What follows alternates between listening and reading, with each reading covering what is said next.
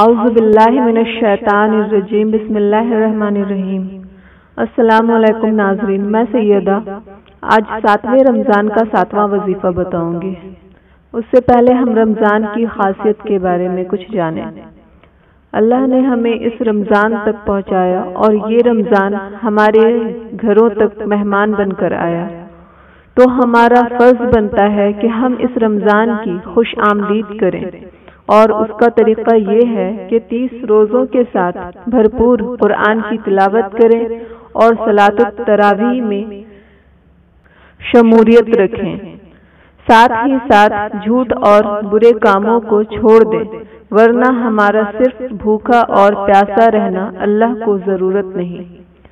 روزہ من کے تہذیب کا ایک ذریعہ ہے، روزہ نفس کی حفاظت کا ایک ذریعہ ہے، شیطان کے مخروضے فریب سے بچنے کا ایک ذریعہ ہے۔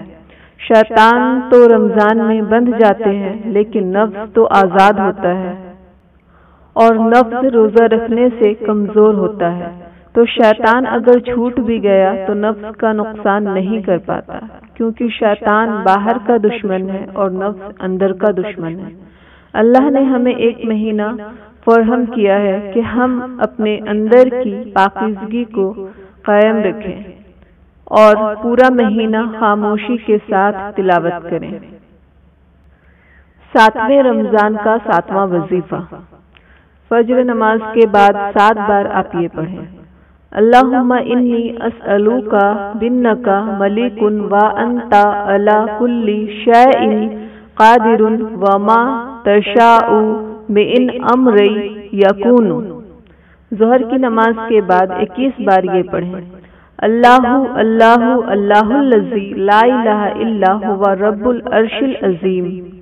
عصر کی نماز کے بعد 3 بار آپ یہ پڑھیں: یا ملاہ و اجہل لا یبلا و نور لا یطفا و اسم لا ینسا و باب لا یغلق و ستر لا یہتک و ملک لا یفنا اسألوک و اتا و اسأل الیک بہما محمد صلی اللہ علیہ وسلم ان تقضی حاجتی و تؤتیانی مسئلی۔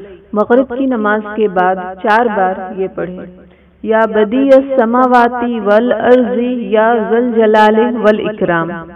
عشاء کی نماز کے بعد 3 بار یہ پڑھیں: یا فریج الہم و یا کاشف الغم یا صدیق الوادی یا مفیع بالعہد یا منیجل للوادی یا حی یا قیوم لا الہ الا انت۔